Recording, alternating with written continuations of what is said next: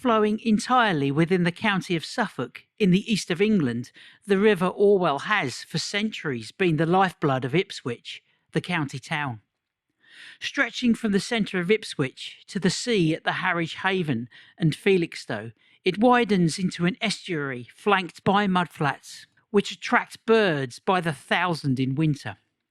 So let's take a stroll along this river, from its beginnings in the industrial heart of Ipswich, through the quieter rural middle reaches, to its meeting with the Stour at Harwich Haven, before eventually flowing into the North Sea. Above Ipswich, the river is called the Gipping. But where does the Gipping end and the Orwell begin? It's perhaps a more complex question than it seems at first, and it might not surprise you to find out that different sources give you different answers. Wikipedia suggests that the Gipping becomes the Orwell at Stoke Bridge, quote, where the river becomes tidal. But the river is tidal for at least half a mile above Stoke Bridge.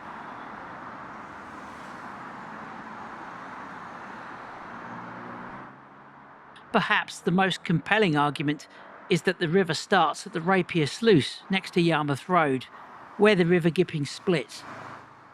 To the left, the Gipping; to the right, the Orwell.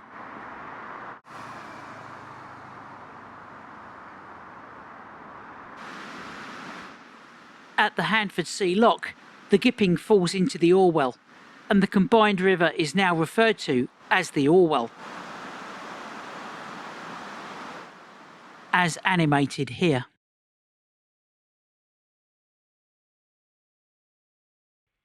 In the medieval era, the river was referred to as the Orwell right up until Rattlesden, on what we now call the River Rat. The name Gipping was only given to the river above Stowmarket. Eric Arthur Blair loved the river so much he chose it for his pen name.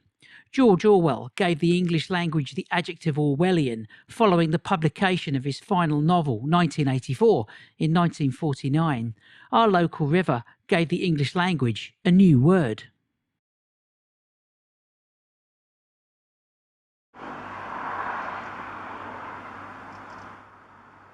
It is interesting to compare and contrast the final stretches of the Gipping with the first stretches of the Orwell. Here we have the freshwater Gipping carpeted with pondweed, indicating a very slow rate of flow. It's almost as if one could walk on it.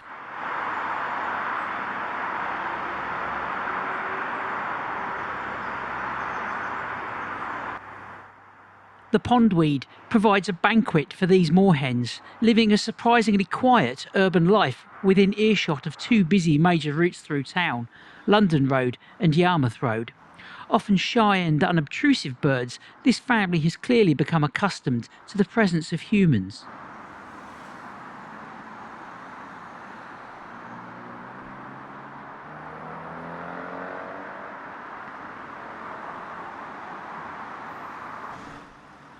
A short distance away is the infant, salty, brown Orwell, with a faster flow controlled by the upstream sluice and artificially straightened. Here cormorants catch estuarine fish. The word cormorant is thought to derive from the Latin corvus marinus, literally sea raven.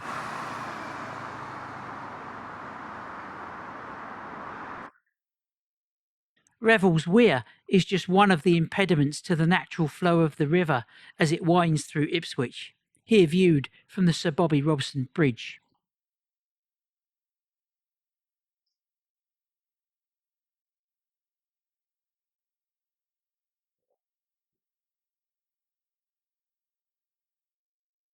The river continues on its course past the Princes Street Bridge, which links the station with the town centre, and flows on towards Stoke Bridge.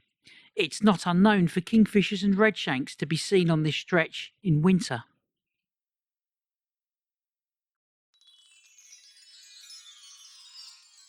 When cartographer John Speed made the first map of Ipswich in 1611, this stretch of river was simply called the Salt Water. But there is a mysterious smaller river we can see on the map, highlighted here. It's called the Orwell Flue, and runs roughly through where the football ground is today, through Cardinal Park and the skate park, to a confluence with the salt water at Stoke Bridge. This hole in the bank is by Stoke Bridge. Is this the exit to our mysterious missing river? By Stoke Bridge is the Old Bell Inn. First recorded as a licensed premises in 1639, it unfortunately closed in 2007 and is now a funeral home. The Bell Inn had catered for the needs of thirsty dock workers for decades. This bend of the Orwell had been used for trade since at least the 8th century.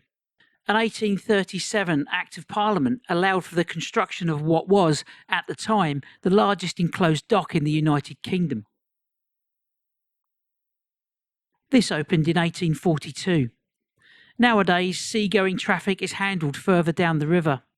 The old wet dock is now home to restaurants, 2 marinas, desirable waterfront residences, and the University of Suffolk.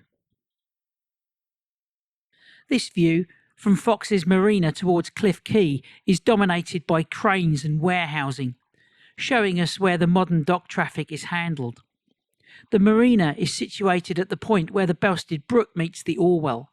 Forming the town's boundary, it could be argued that this is Ipswich's Rubicon. The borough boundary is handily marked here by a combination of a white-topped post and a highly visible dismounted cyclist. Since medieval times, the centre of the middle arch of Orwell Bridge has been the limit of the borough bailiff's jurisdiction. The local wildlife has little regard for such human constructs as boundaries. Underneath Orwell Bridge can be seen species such as redshank, turnstone, mallard and black-headed gull.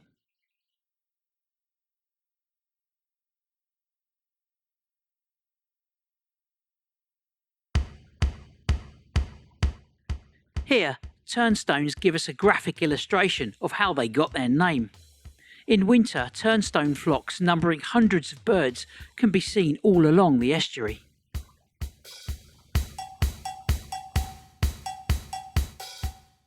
We are now below the Orwell Bridge, looking back towards the port of Ipswich. The 2 huge pylons flank the site of what was once Cliff Quay Power Station.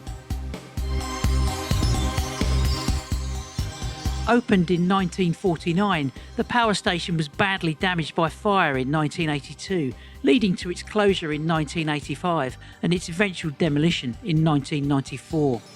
Producing 276 megawatts of power from pulverised coal, it was certainly no friend to the environment.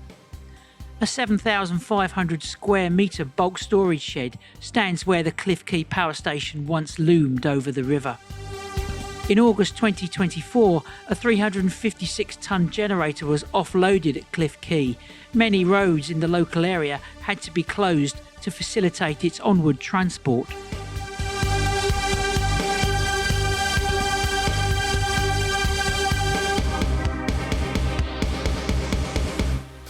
In winter, flocks of the handsome red-breasted merganser can be seen underneath the Orwell Bridge. The male with his wonderful punk Mohican hairstyle. The female, elegant, known as a redhead for obvious reasons. This species is the fastest flying duck in the world, once measured at a top speed of 100 miles per hour in level flight. These ducks dive to catch fish, and for this reason they have evolved a serrated cutting edge to their beaks to grasp their slippery prey, giving the mergansers the collective family name of sawbills.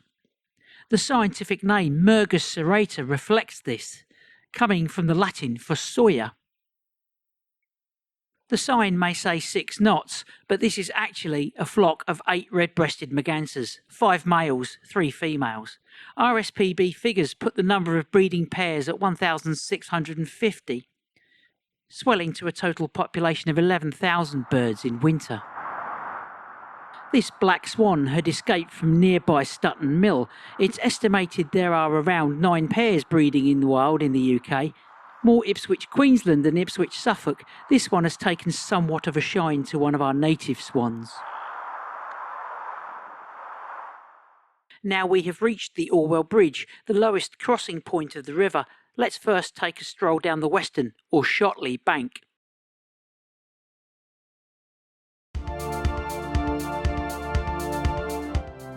While we're here, let's talk about the bridge. Love it or hate it, it's a key part of Ipswich's infrastructure.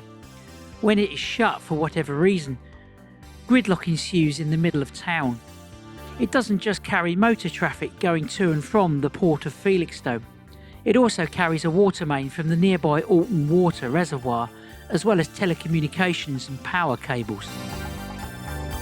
The bridge's pilings were sunk 40 metres into the river bottom, 130 feet in the old money.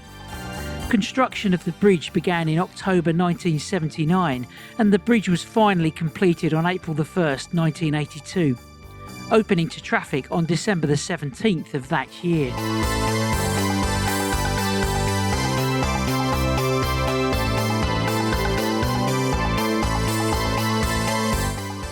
In the 40-plus years since the bridge's construction, it has arguably become Ipswich's most familiar landmark.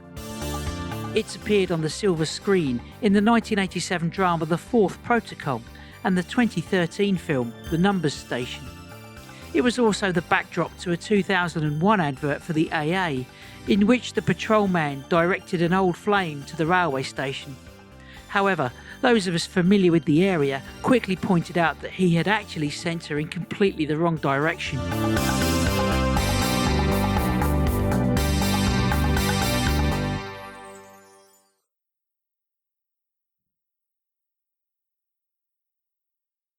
At the time of its construction, the 190 metre or 620 feet main span was the longest pre-stressed concrete span in use in the whole of the UK. Every 6 years or so, the bridge is inspected, necessitating the closure of one of the lanes of each carriageway, resulting in delays of 30 to 60 minutes to cross the bridge. The local economy's reliance on this 1,287 metre long slab of concrete cannot be overstated. We now make our way down the Worsted Strand and the Freston foreshore towards Wolverston. At low tide, particularly in winter, these exposed mudflats can be full of birds. These include the handsome shelduck. Because they nested rabbit burrows, the female has no need of the cryptic plumage of, say, the female mallard. She can share the conspicuous pied plumage of the male.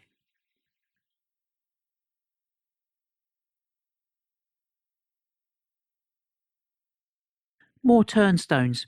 These birds appear particularly fastidious about cleaning and washing their meals. They habitually roost on boats at high tide in large groups, whilst waiting for their feeding grounds to be uncovered. This does not endear them to the local yacht owners, who have to clean off the resultant droppings.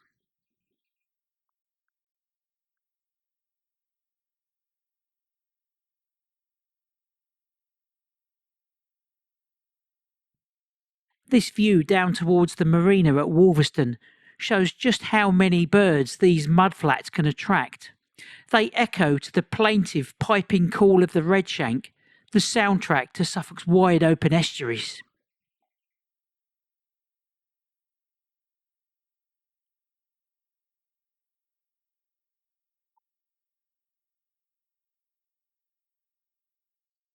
Amongst the oldest follies in England, Freston Tower is available to let as a holiday home through the Landmark Trust.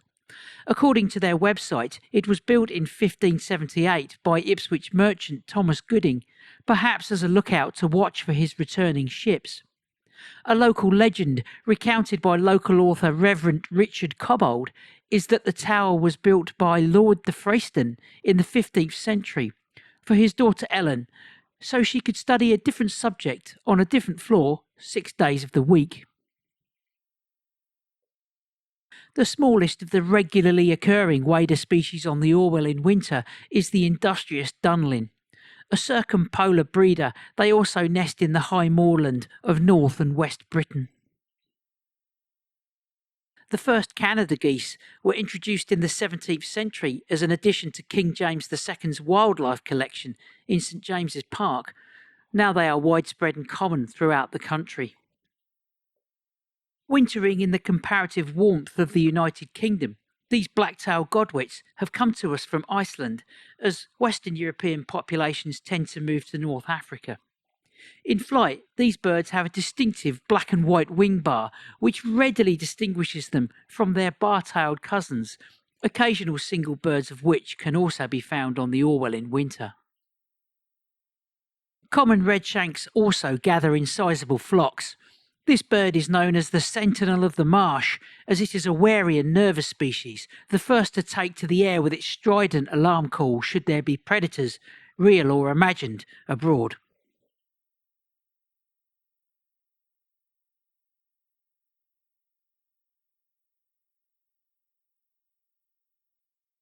In the olden days, smuggling was rife in this area.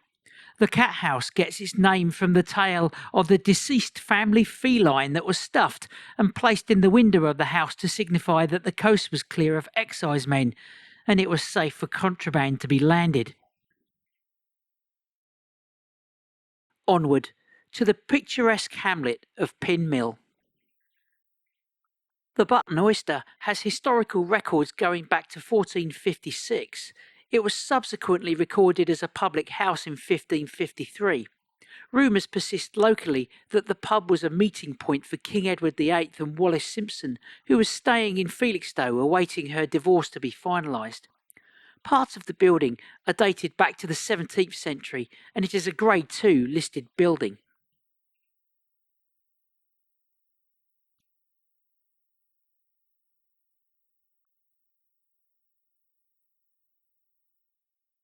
One of its most noted patrons was the author, Arthur Ransom. He lived across the river at Levington, although he had several boats built by Harry King's boatyard here in Pin Mill. This location is also the setting for Ransom's 1937 book, We Didn't Mean to Go to Sea, which details an accidental voyage from Pin Mill to Flushing in the Netherlands. Ransom himself made this voyage by way of research. This time lapse, over 15 minutes, punctuated by a brief but intense rain shower, shows just how quickly the tide comes in here, covering the wide expanses of mud so beloved by the local wading birds.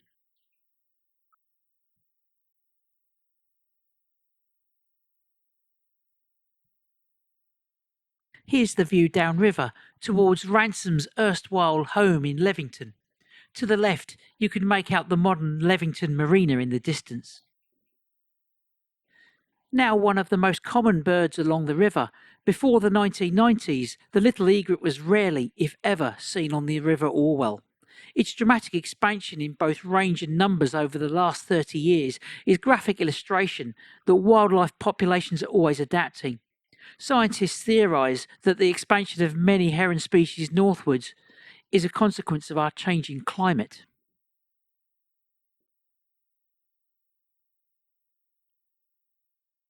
Pin Mill's exposed mud at low tide entices large numbers of redshanks, little egrets, turnstones and curlews to feed busily before the inevitable march of the tide makes their food source unavailable for a few hours at least. No such trouble for the local cormorants, who have happened upon a shoal of fish and are now in a feeding frenzy.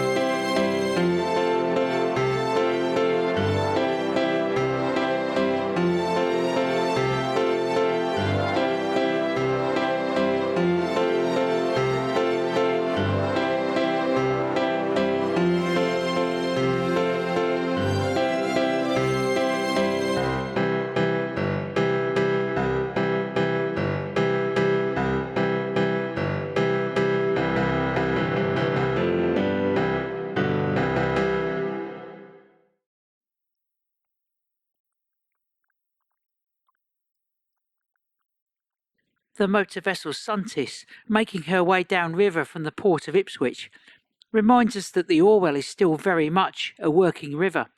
Indeed, Pin Mill is surprisingly industrial for such a small place. Boats are still built and repaired here, as they have been for centuries. The Hard at Pin Mill has been constructed next to the Grindle, a freshwater stream that comes down through the nearby common and flows into the Orwell. This hard standing area aids the launching of small craft at all states of the tide, the highest of which can lap at the foundations of the Button Oyster. Caution is advised if walking on the Hard, as it can be very slippery with mud and seaweed. Here, the course of the Grindle is marked by these tall poles with red tops.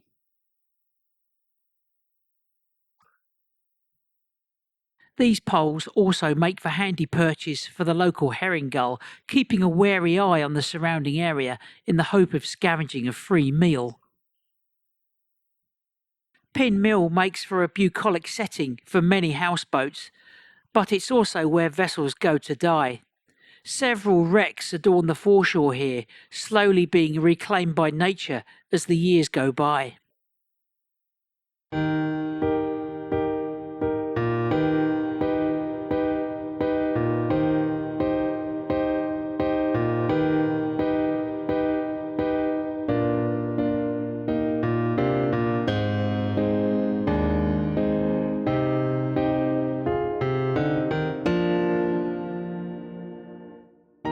Shotley Point is our final destination on this side of the river.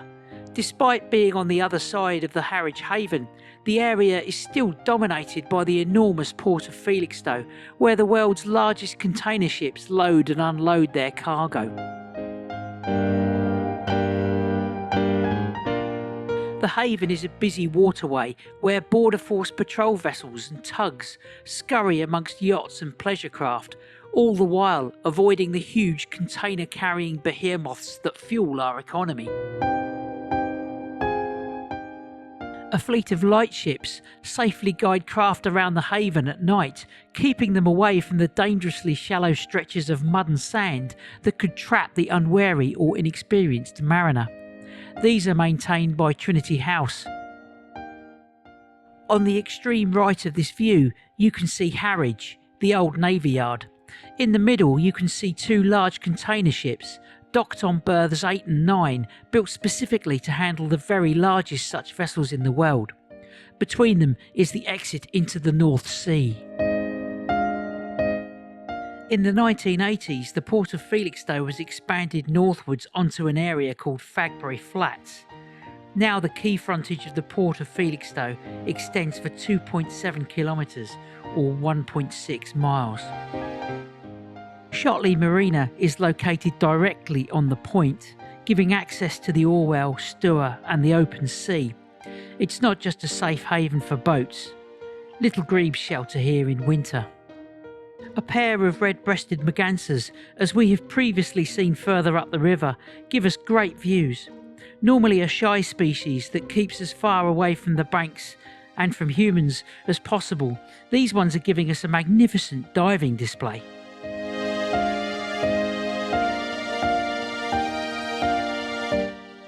In the nearby Shotley Marshes, the winter landscape is frequently punctuated by the whistling calls of the widgeon. This bird grazes more like a goose than a duck and is found in internationally important numbers in the Orwell estuary.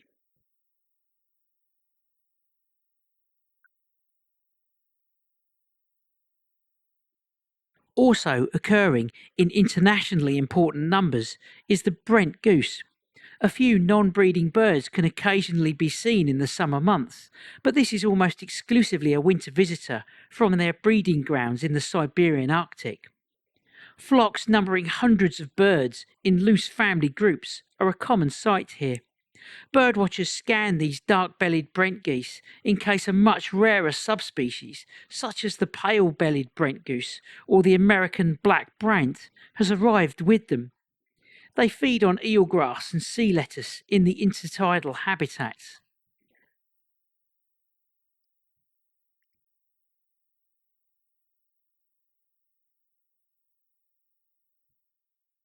There can also be found here Eurasian curlew, their evocative bubbling call echoing across the river.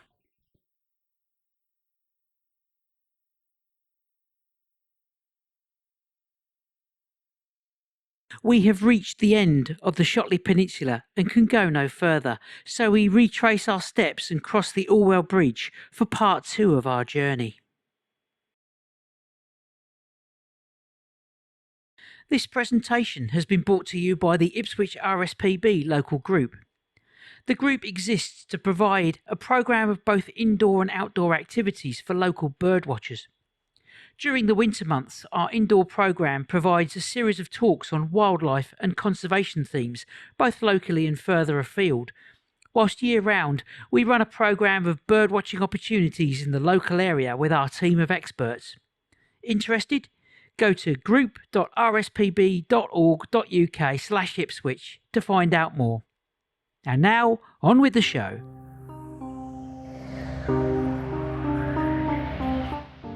It's now time to stroll down the eastern or Felixstowe bank.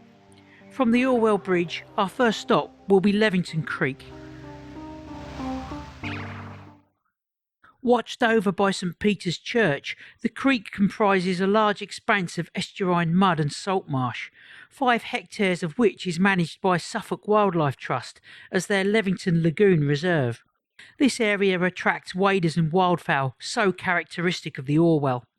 Redshanks and little egrets forage in the mud, whilst Brent geese and widgeons feed on the water's edge. In stormy weather, species such as pintail, teal and shelduck can be seen in the creek as they take shelter from inclement weather. Although still distant, the port of Felixstowe hoves into view. This shelduck feeds on marine snails of the genus Hydrobia, which occur in the brackish waters of the lagoon. Nearby, a pair of grey-lag geese, alert and watchful, and as good as a pair of guard dogs, such is their tenacious defence of the territory from all comers. Today, though, the only trouble they might encounter is from the common redshank, the sentinel of the marsh, here feeding in a quiet reed-fringed lagoon. This redshank senses danger, nervously bobbing its head as it continues to feed. This herd of fallow deer range from the outskirts of Ipswich, through Nacton and Levington, to the outskirts of Felixstowe. This population are melanistic, unlike other populations, some of which are paler and spotted.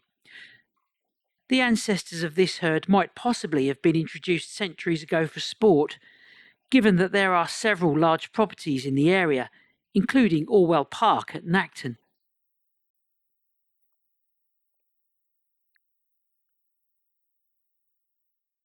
Frequently seen amongst this herd is this white hart, a popular name for a public house throughout the century. These distinctive deer traditionally would not have been killed, as they were used as indicators of whether the herd they belonged to were moving on to neighbouring land or not. Here slowed down a red kite, now common in the area, having formerly been range restricted to central Wales. On the salt marsh, a gull catches our attention. The back, a shade greyer than the herring gull, with telltale yellow legs, indicates that this is what was once regarded as the Mediterranean race of the herring gull. Now taxonomists agree that this is a separate species, the appropriately named yellow-legged gull. Formally recognised by the British Ornithologists' Union as a separate species in 2005, fewer than 1,000 birds spend winter in the UK, although 2 pairs have been recorded breeding on the south coast. These birds are at the very northerly edge of their range. A species more Lisbon than Levington, they are very common in the Mediterranean. Not a rarity as such, but still something a little out of the ordinary for the Orwell. Here the grey back, intermediate between herring gull and lesser black-backed gull, can be seen.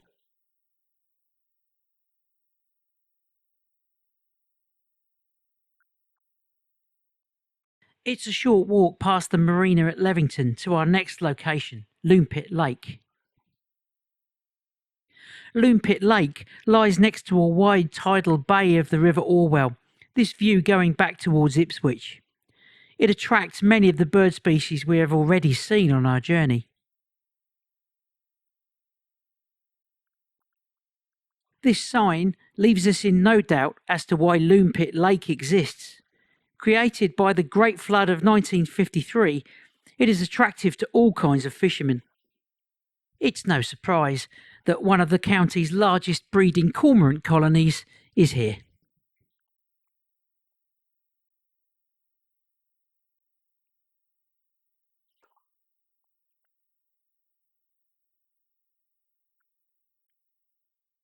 This freshwater lake is a good place to find the tufted duck.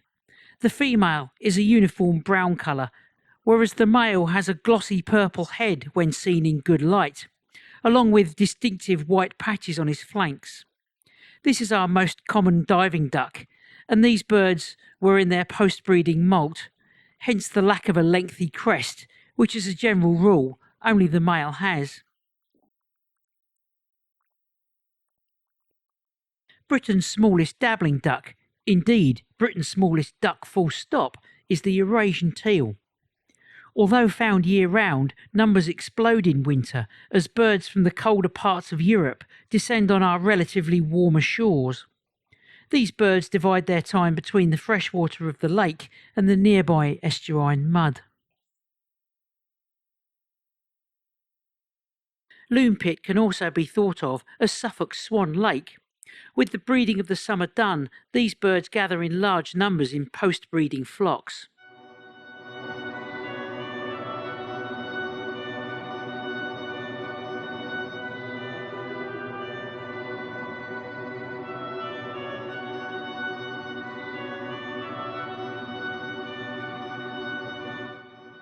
These first-year cygnets still travel in family flocks until they reach breeding age.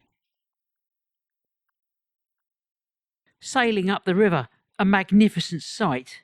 The Thames barge, Thistle, specially designed with a flat bottom and lee boards, a form of pivoting keel. These vessels could work in shallow estuarine waters, although many were able to undertake seagoing voyages. It is said that they are the largest sailing boats that can be worked by two men. In 1970, the sailing barge Cambria carried the last freight under sail alone, 100 tons of cattle cake, up the Orwell to Ipswich in the October of that year. These vessels traded up and down the east coast, carrying all sorts of goods. One notable trade was hay up, dung down. The residue of London's horse-drawn transport of the time was taken to East Anglia to fertilise the fields. The resultant hay was taken down to London in turn to feed those very horses. We are now nearing one of the highlights of our entire journey.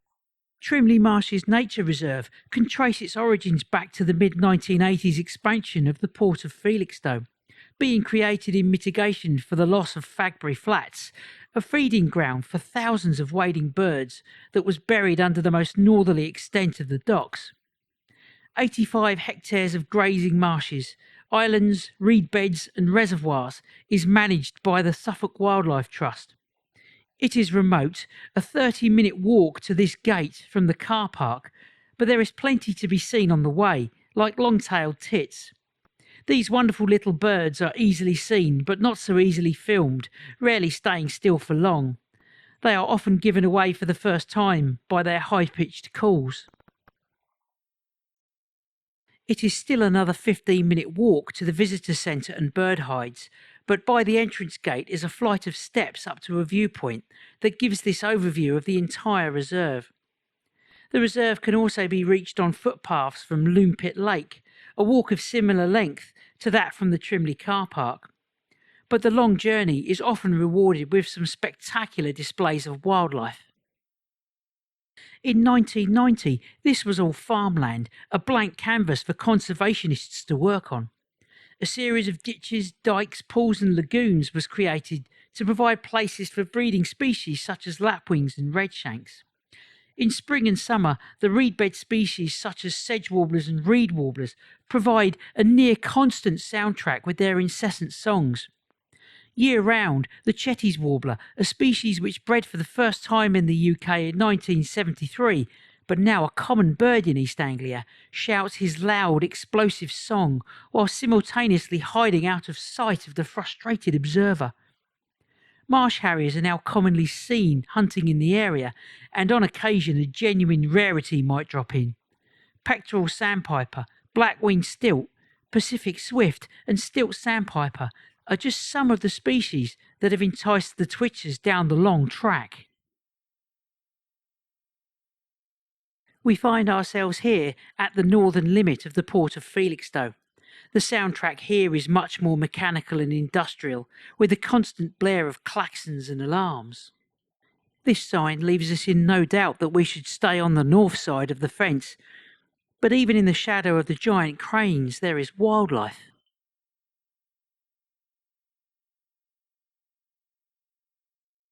The logo of the RSPB, the avocet, feeds on the exposed mudflats at low tide. Gone are the days when a trip to Minsmere was needed to see this beautiful bird. This lone black-tailed godwit gives us a great demonstration of its sewing machine feeding technique. This species was displaced from Fagbury Flats in the 1980s and now makes extensive use of Trimley Marshes. Amongst a group of black-headed gulls is a larger bird with redder legs and bill, and no black on the wings. Behind the eyes, streaks rather than a spot. A Mediterranean gull. A very rare visitor to the UK until the 1950s, it has undergone a dramatic range expansion since then, and there is now a breeding population of around 600 pairs. In summer, it has a beautiful, extensive black hood. In late September, also keeping company with black-headed gulls, sandwich terns. These birds are heading for West Africa for the winter. They have lost the neat black cap of their breeding plumage.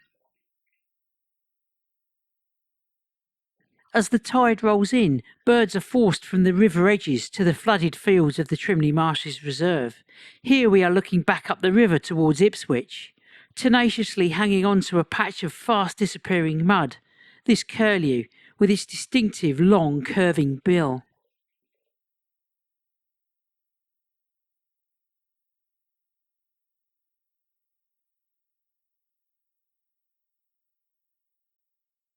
The first hide we'll visit here at Trimley Marshes will be the reservoir hide, the reservoir being this large blue sausage shape in the middle of this map, the hide being located at its southern end.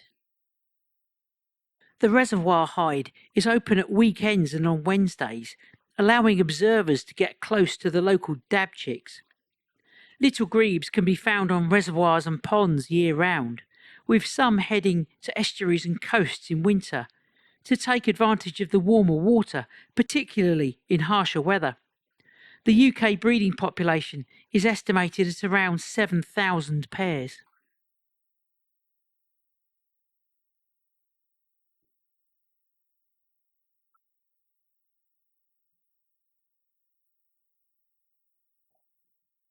The fresher, deeper water of the reservoir is particularly attractive to waterfowl, such as Canada geese, the shoveler with his outrageous spoon-shaped bill,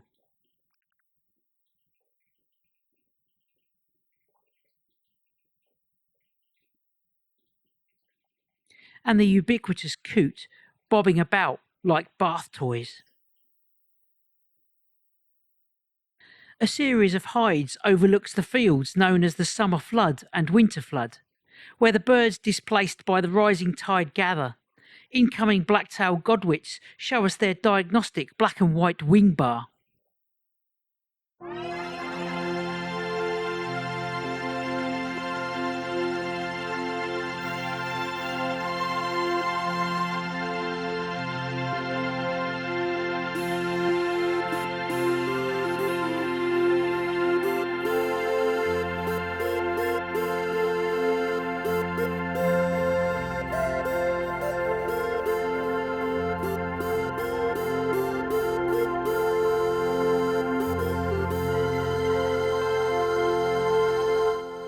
Autumn brings in passage migrants such as this spotted redshank. The females return from breeding in the high Arctic as early as June, having laid their eggs and leaving the males to incubate and rear the youngsters. This leucistic greenshank could offer some serious identification headaches to the unwary birder. Associating with a flock of more normal coloration and the distinctive upturned shape of the bill certainly helps in this regard. Leucistic birds lack a lot of dark pigment, as opposed to albinos, which have no dark pigment at all. Animals lacking light pigment are termed melanistic. This bird is doing a lot of sleeping, perhaps indicating that it has just arrived after a long migratory flight. Having escaped from ornamental waterfowl collections, the Egyptian goose is rapidly expanding its population to some 2,000 pairs throughout the country. Despite outward appearances, its closest relative that is native to our shores is the common shelduck. Another species to escape from captivity and successfully establish itself in the wild is the water deer. A native of China and Korea, the marshy areas of much of East Anglia are an almost perfect match for their habitats back home. Lacking antlers, the water deer possesses instead an impressive pair of fang-like tusks, as can be seen here. As a result, it is also known as the vampire deer.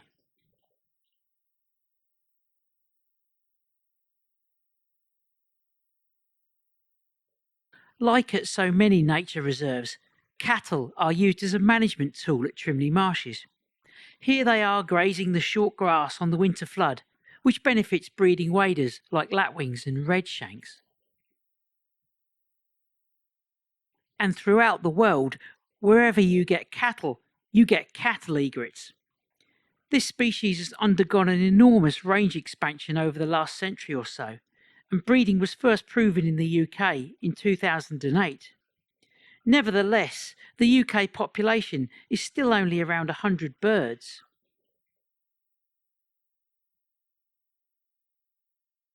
They feed on the insects that are disturbed by the hooves of large animals. A large part of their success as a species is because, as where humans go, cattle tends to be brought along with them. The cows seem unconcerned, even grateful, for the free pest control and grooming services that the cattle egrets provide. The iridescent plumage of the lapwing shows well in the autumn sunshine. Sadly, this once familiar bird of farmland is now red listed in the UK due to the intensification of agricultural practices.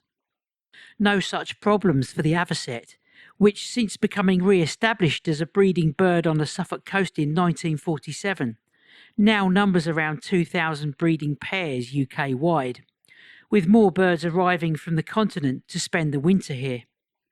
It filters out its prey of small crustaceans by repeatedly swishing its upturned bill through the shallow water. It's not very often we see common snipe feeding out in the open like this. Their cryptic coloration does a very good job of keeping them hidden at the edges of lagoons. In summer, male snipe engage in drumming, during which the birds dive headlong towards the ground, while stiff outer tail feathers vibrate, making a strange bleating sound.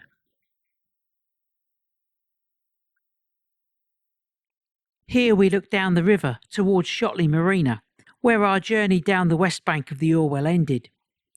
Beyond Shotley, Harwich can just about be seen. The Orwell joins the Stour to form the Harwich Haven. The Harwich Haven is strategically important as it is the only safe anchorage between the Thames and the Humber, and as such has had a variety of defensive structures built around it throughout history, including the redoubt at Harwich and Landguard Fort in Felixstowe. Where these cranes stand was once Fagbury Flats. On the right of this view is the mast of the former HMS Ganges, a former naval training base, also known as Royal Naval Training Establishment Shotley. The mast is a prominent local landmark and was reinstalled in 2023 after refurbishment as the centrepiece of a new housing development. Our final stop on the other side of the docks is Landguard Point, Felixstowe. Another view of the mast, 142 feet or 43 metres high. On ceremonial occasions, a manning of the mast would take place, during which the boy sailors, some as young as 15, would climb up and stand to attention on various parts of the mast. The boy that stood at the top was known as the button boy.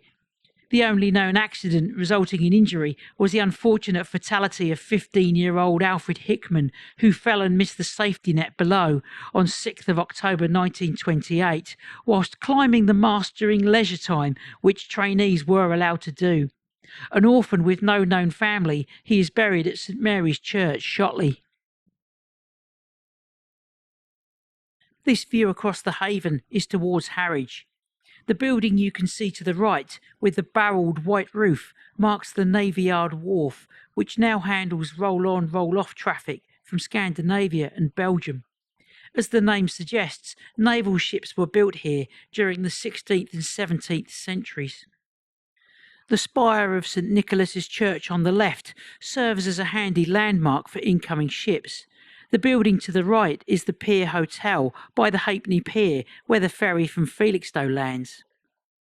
From the John Bradfield viewing area on Landguard Point, we get an impression of just how big the modern container ships that use the port are.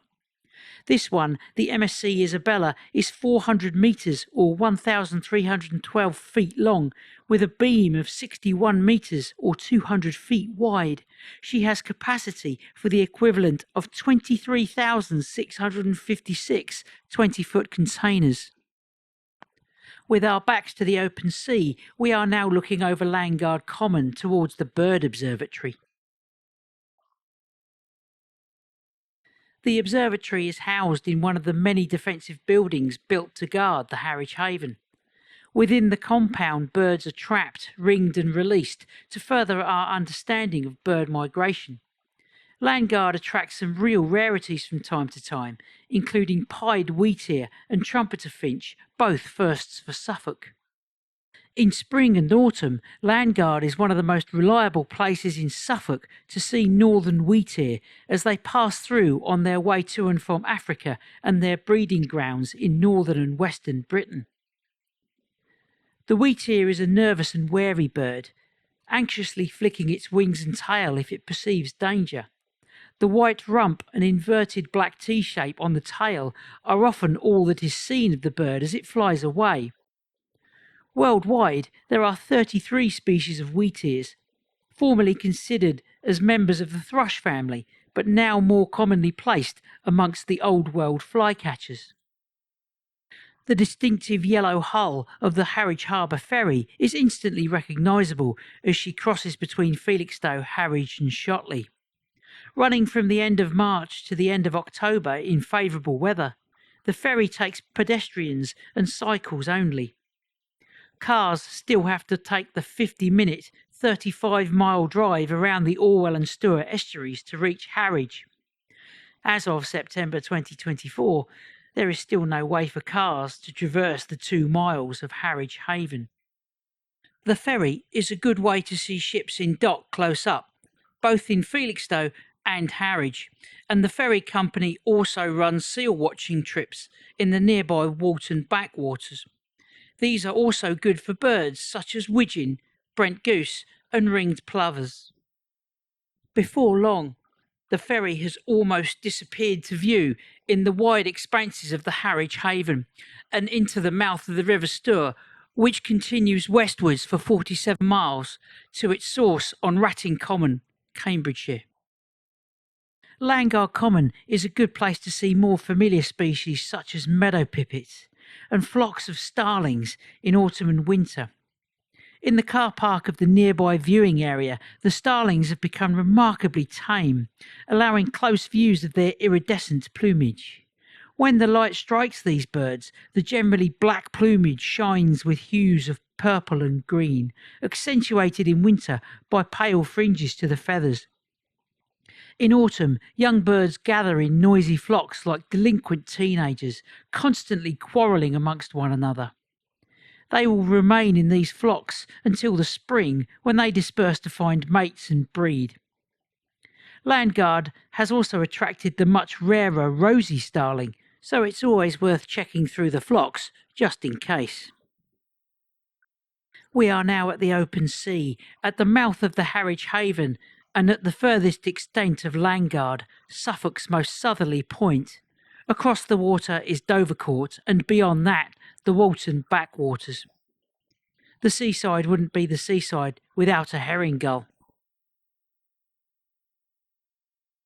This bird is on the marker that signifies the end of the jetty, the end of Suffolk, and the end of our walk down the River Orwell. The waters that have flowed down from Ipswich are now mixed with the open sea. Their voyage to who knows where continues on.